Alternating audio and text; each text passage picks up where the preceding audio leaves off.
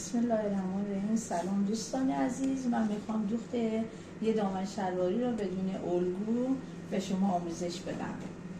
اول پارچمون رو چالا میکنیم، بعد یه راش اینجوری قد دامنمون میشه 100. خب قد دامنمون میشه 100. بعد از بالای اینجا اینو متر رو میذاریم، بعد به اندازه 40 سانت میان پایین خط میکشیم.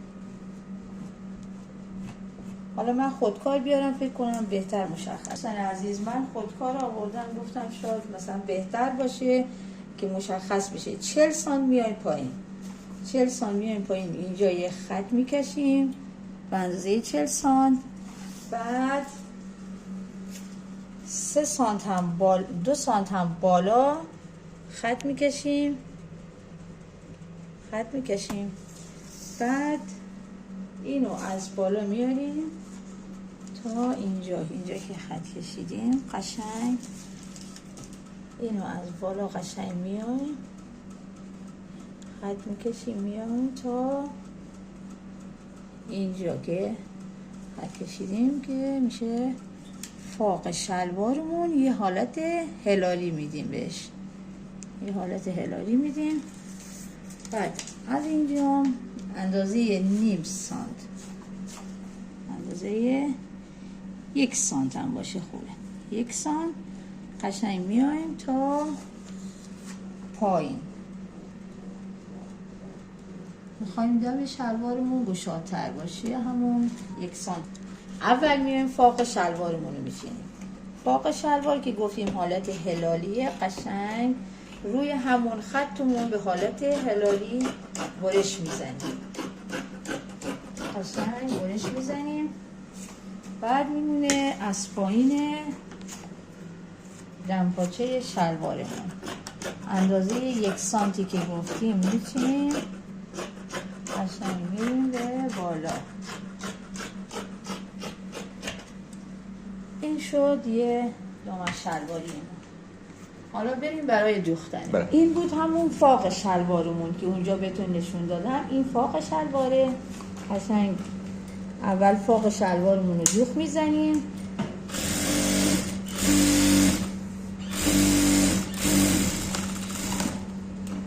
این طرف فاق شلوارم دوخت میزنیم. این میشه فاق شلوار، اینم فاق شلواره.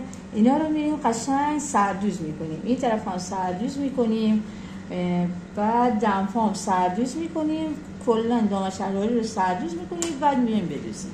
الان میایم این فاق شلوار رو قشنگ سردوز میزنیم. این طرفش هم سردوز میکنیم.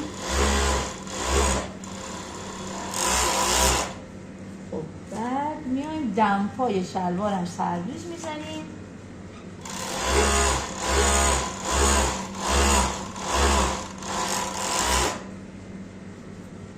اینجا یه دمپا هم سردوز میزنیم.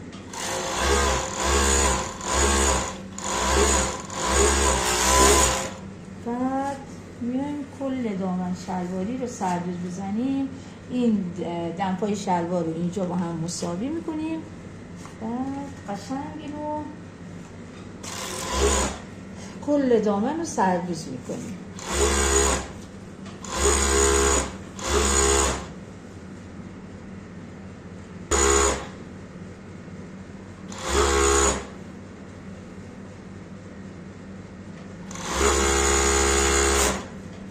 بالای دامن هم همینجوری که کمر دامنه، اینم میان سردوز میکنیم.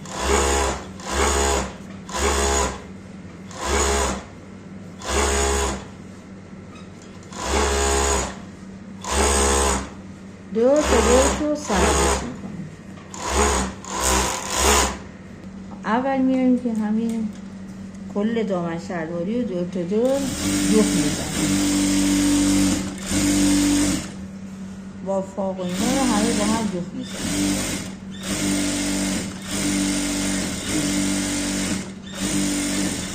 سردوز که کردیم یه دوخت هم میزنیم به خاطر اینکه محکم تر بشه. بعد میایم دمپاشو، این دمپای شلواره، دمپاش هم میایم دوخت میزنیم. چون سردوز کردیم همون یه لبه کم نمیکنیم. این یکی دمپا هم دوباره دوخت میزنیم.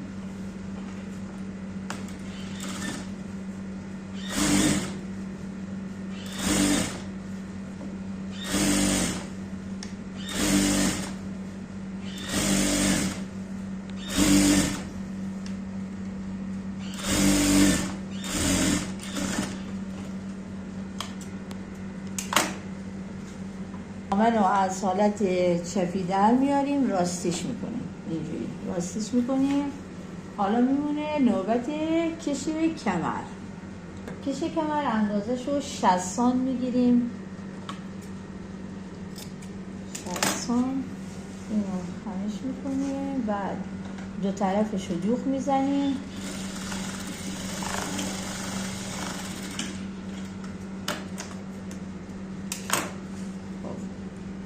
حالا میایم اینجا، اینو میذاریم اینجا. اول یه دوختی میزنیم که محکم بشه. به 4 قسمت تقسیم میکنیم برای کش. بعد میایم اینجا دوباره دوخت زدیم، کشو اینجوری که نصفش کنیم، میایم اینجا که دوخت زدیم، اینجا رو هم دوباره دوخت میزنیم.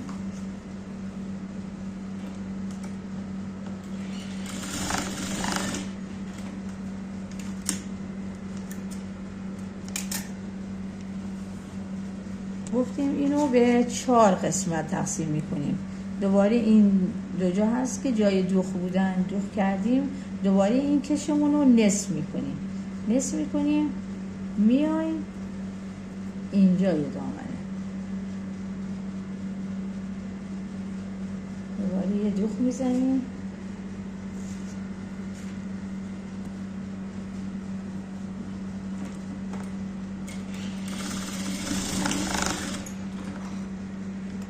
قسمت 4مش که اینجا بود در نظر گرفتیم.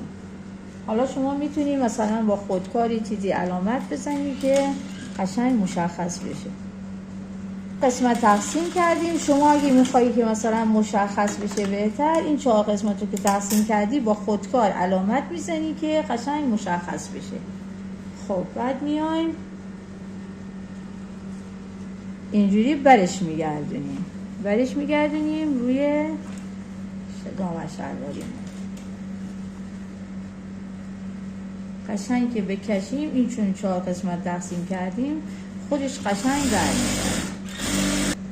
الان چون خودمون این کشو به 4 قسمت تقسیم کردیم علامت زدیم، قشنگ مشخصه دیگه. کش به راحتی خودش مشخصه، همینجور که دوخت میزنیم چون به 4 قسمت تقسیم شده خودش به راحتی دوخته میشه. بعدم میگم شما علامت بزنین که چی بهتر بفهمین که این 4 قسمت رو که تقسیم کردی از کجا کشو بذاری. آره، یه نوار تزیینی هم میتونیم دوخت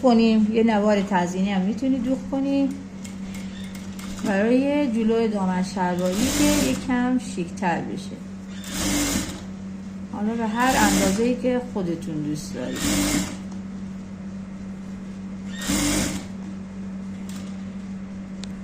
اینو وسطشو در نظر میگیریم، بعد میایم قشنگ میذاریم جلوی دامن، جلوی همین خط دوختمون که جلو افتاده، اینو قشنگ میذاریم.